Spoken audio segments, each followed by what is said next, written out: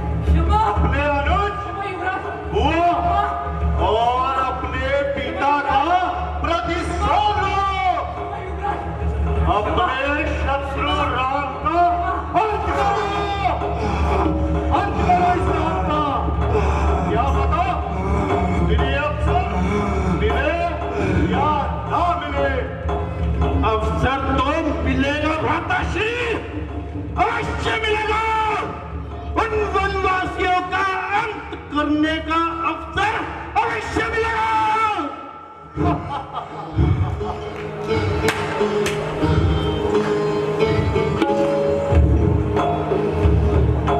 बहुत खूब अनुज, बहुत खूब। युद्ध में तुम्हारा जवाब नहीं। मैं जानता हूं आजकल तुम बहुत चिंतित हो। क्या हुआ? इतनी चिंता होने का क्या कारण है? भ्राताश्री, आज तक मैंने अनेकों युद्ध लड़े, बड़े बड़े योद्धाओं को पछाड़ा, देवताओं को चित किया, किंतु राम द्वारा ताड़कावध, उसके बाद सुबाहु, मरीच, खर, दुखन, अक्षय कुमार का वध, इन सब से मैं बहुत बेचैन हूँ भ्राताश्री, बहुत बेचैन हूँ। मेरे होते हुए तुम्हें चिंता करने की कोई जरूरत नहीं। मैं देवांतक हूँ, जिसने देवताओं का अंत किया है। इन सब का प्रतिशोध तो मैं राम के प्राणों से लूंगा, प्राणों से। युवराज, इंद्रजी, इतनी रात गए, मेरे अनुजों द्वारा युद्ध की कौन सी रणनीति बनाई जा रही है? युवराज की जय हो। मैं अपने अनुजों के समक्ष इसीलिए आया हूँ कि आपके मन में युद्ध को लेकर कोई संशय अर्थात कोई परामर्श हो तो आप निसंकोच मुझे कह सकते हैं। साक्षात इंद्र आदि देवताओं को पराजित करने वाले इंद्रजीत के होते हुए हमें किसी प्रकार का कोई भय हो ही नहीं सकता। मुझे अपने अनुजों से यही आशा थी, फिर भी कोई विचार जो आपके मन में हो आप निसंकोच होकर मुझसे कह सकते हैं। भ्राताश्री, युद्ध के दौरान यदि मैं वीर गति को प्राप्त हो गया तो आप समझ लेना, खर, दुखन, सुबाहु और अक्षय के बाद प्रहास को मारने वाला वो राम कोई साधारण मनुष्य नहीं। ये योद्धा नहीं थे और अक्षय कुमार को मारने वाला वो मायावी बानर था। और रही बात अंत की, तो वो तुम्हारा नहीं उन वनवासियों का होगा। वीर गति को वो वनवासी प्राप्त होंगे। भ्राताश्री, मैं आपके साहस को प्रणाम करता हूं, किंतु भ्राता, क्या यह युद्ध टाला जा सकता है? क्या कहा? अर्थात तुम महाराजाधिराज लंकेश्वर रावण का विरोध करना चाहते हो? कदापि नहीं भ्राता, कदापि नहीं। मैंने अनुज होने के नाते अपने भ्राता से विचार विमर्श किया है। रही बात विरोध की, विरोध करने का साहस मुझ में नहीं। महाराज का डंका पूरी दुनिया में फैले, यही कामना है। इसे विरोध ही कहा जाता है अनुज। यदि तुम रक्षा करना चाहते हो तो अपने पिता की कीर्ति की रक्षा करो। क्षमा करें युवराज, किंतु मैं अपने राज्य के लिए अपना सर भी कटवा सकता हूँ। सर कटवाएंगे नहीं, बल्कि सर काटेंगे, और वो भी उन वनवासियों का, उन मरकटों का, उस मायावी हनुमान का, अंगद का, और स्वयं उस राम का भी, जो अपने आप को विष्णु का अवतार समझता है। त्रिलोक विजयी लंकेश्वर दशानन रावण। महाराज की जय हो।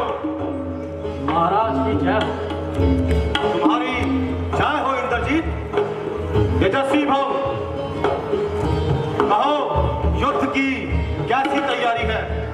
महाराज, सारी सेना तैयार खड़ी है। राक्षस जाति का बच्चा बच्चा मरने मारने को तैयार बैठा है, और बल्कि भाई ग्रस्त तो युद्ध के लिए बेकरार बैठे हैं। महाराज की जय हो। महाराज, आप आज्ञा दीजिए, मैं उन वनवासियों के मस्तक काटकर आपके चरणों में ला दूं। मेरी विजय तो निश्चित है। जिसके पुत्र एक ही बात पर मरने मारने के लिए तैयार बैठे हैं। पिताश्री, शत्रु सेना के प्रत्येक योद्धा का जवाब मेघनाद के तुनीर में बाण के रूप में उपस्थित है। यदि आज शत्रु सेना हमारे द्वार पर बैठी है तो उसका कारण विभीषण है, जो शत्रु सेना के साथ हमारे द्वार तक आ गया। उसमें उसका भाई उसके सदैव साथ रहा। राज्य भरत को मिला, परंतु उसने स्वीकारा नहीं। वो जिसके चरणों में जाकर विभीषण अपने प्राणों की भिक्षा मांग रहा है, उससे ही कोई शिक्षा नहीं होती, तो आज लंका की ये यथास्थिति न होती। खैर, भयभीत होने की आवश्यकता नहीं। तुम देवी निकुंभला की आराधना में जाओ। जैसी महाराज की आज्ञा।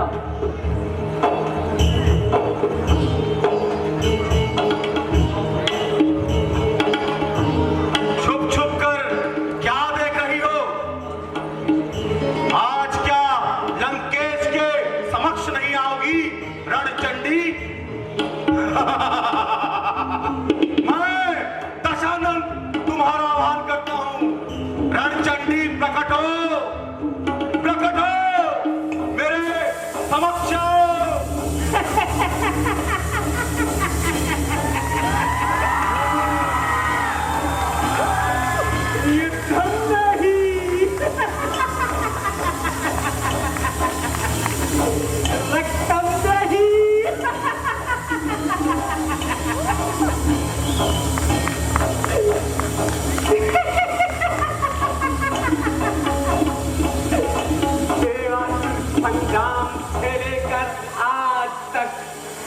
लंकेश की सोच और शक्ति निरंतर बढ़ती ही जा रही है। किंतु क्या? क्या आज तुम मेरा गणित नहीं पूछोगे?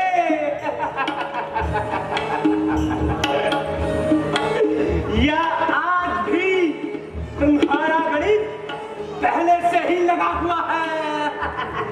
तो तुम्हारा गणित क्या कहता है? गणित मेरा गणित कहता है सर्वनाश, सर्वनाश होगा। मुंड ही मुंड होंगे, रक्त ही रक्त होगा। हर तरफ रक्त की नदी रहेगी।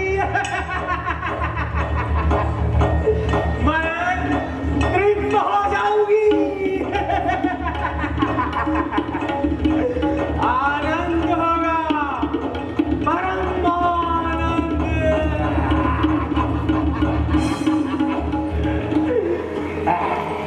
यही क्या कुछ और भी कहना चाहती हो? कहो। लंकेश, इस बार का युद्ध किसी देवता या किसी सामान्य नर से नहीं होगा, बल्कि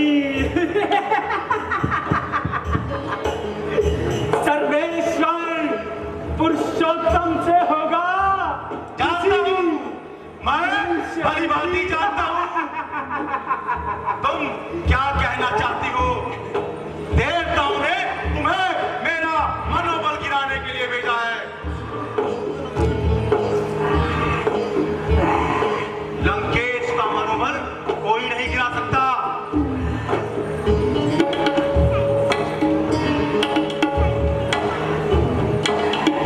कहो, तुम्हारे मन में कुछ भी हो तो कहो। कहो। वो अवतारी है। जानता हूं मैं वो अवतारी है, भली भांति जानता हूं। यदि वो अवतारी है तो मैं का नाता छोड़ूंगा। अपने बंधन को अपने हाथों से तोड़ूंगा। मौत नहीं, मोक्ष है ये। राग नहीं, अनुराग है ये। तीर भी उनके हो तो भक्तों के लिए तो सौभाग्य की बात है। लंकेश, इस बार का परिणाम जानते हो तुम? जानता हूं, मैं भली-भांति जानता हूं तुम जो कहना चाहती हो।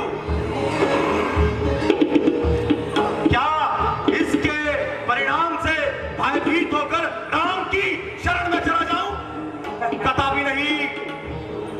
तो लंकेश लंकेश का अंत होगा। लंकेश का अंत होगा। लंकेश का अंत होगा।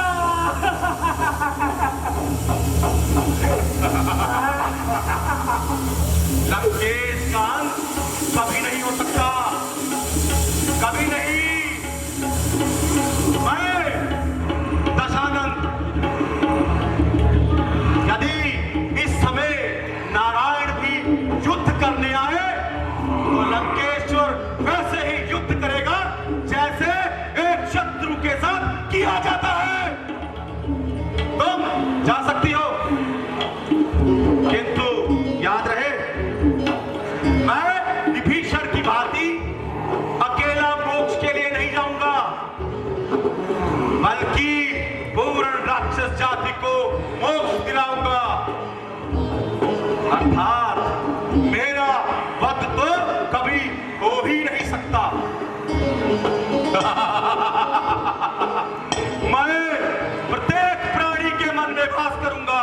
काम, क्रोध, लोभ और अहंकार के रूप में जो इन्हें मारेगा वो लंकेश को मार सकता है, अर्थात लंकेश अमर है, अमर है लंकेश। तुम जा सकती हो। सब जानते हो लंकेश, तुम तो सब कुछ जानते हो।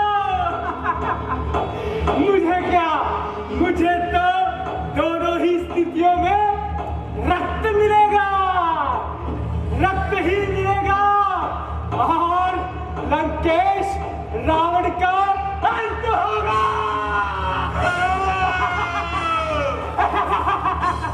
युद्धम देहि, रक्तम देहि, युद्धम देहि, रक्तम देहि।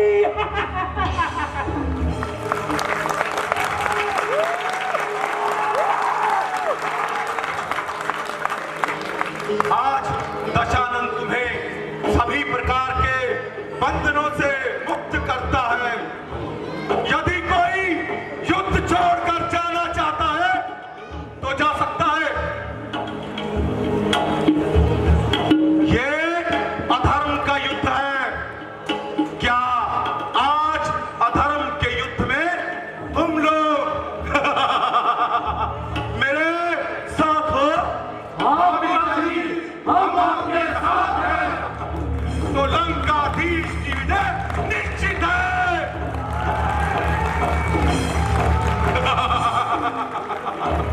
व्यम रक्षामि एको द्वितो नास्ति न भूतो न भविष्यति।